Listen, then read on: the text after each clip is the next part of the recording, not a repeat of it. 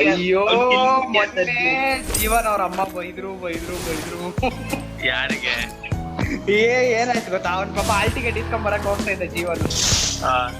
ನಾನು ಏನ್ ಹೋಗ್ತೀಯ ಬರ, ಒಳಗಡೆ ಏನ್ ಹೋಗ್ತೀಯ ಬರ ಕೇಳೋಣ ಅಂತ ಅಂದೆ. ಹಾ. ಸರಿ ಬಿಡು 12 ಗಂಟೆ ಮೇಲೆ ಇಸ್ಕೊಂಡ್ ಬರ್ತೀನಿ ಅಂತ. ಹಾ. ಕರೆಕ್ಟಾಗಿ 12 ಗಂಟೆಗೆ ಅವ್ರ ಅಮ್ಮ ಬಂದ್ರು. ಹಾ. ಏನೋ ಇನ್ನ ಮನೇಲೇ ಇದೆಯಾ, ಹಾಲ್ ಟಿಕೆಟ್ ಇಸ್ಕೊಂಡ್ ಬರಕ್ ಹೋಗ್ಲಿಲ್ಲ.